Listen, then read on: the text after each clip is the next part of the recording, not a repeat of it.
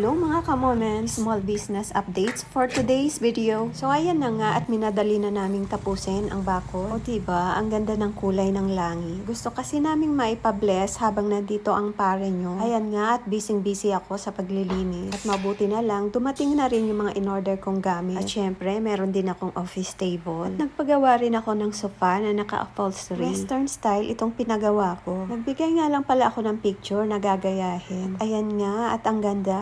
Quality pa ang gawa. Shoutout nga pala kay Melissa Martinez Alipio. Gumagawa sila ng kahit anumang furnitures at nagdi-deliver kahit saan lugar. So ayan nga at ready na rin kami. Although hindi pa kompleto ng gamit, hindi pa dumarating yung ibang mga items. Pwede na yan. Ang goal kasi namin ay maipa-blessing na namin itong building.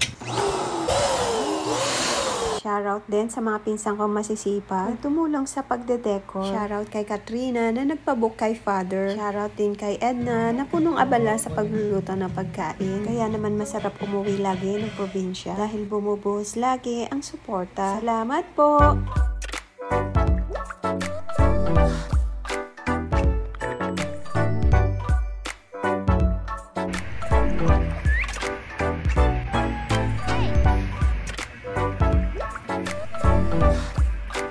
Ito nga ay gown and suit rental. Maliban doon ay may photography service din kami. Yun nga lang, available lang ito pag andito lang ako sa Pinas. Isa kasi ito sa mga passion ko. Isa sa mga bagay na gustong kong gawin. Nagsimula sa isang hobby at pinagkakakitaan ko na rin sa ibang bansa. Sa katunayan, ay pinagpalit ko na nga ito sa aking corporate job. Basta go lang tayo, basta masaya ka sa ginagawa mo.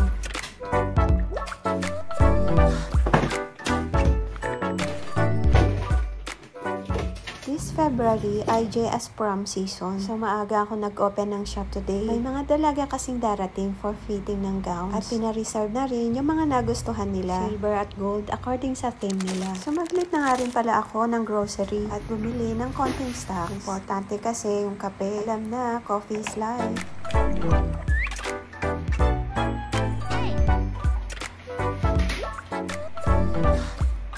Usually, kaming mga OFW ay umuwi ng Pinas para mag-unwind. Kaya naman hindi maiwasan ang matinding gastusin. Okay lang din naman na i-enjoy ang buhay at gamitin ang perang pinaghirapan. Pero mainam din na paghandaan ang ating retirement as OFW. At ito na nga ang isa sa aking mga pangarap na kapag uuwi ng Pinas ay may pagkakaabalahan at pagkakakitaan. So that's it for today's video. Thanks for watching. Bye!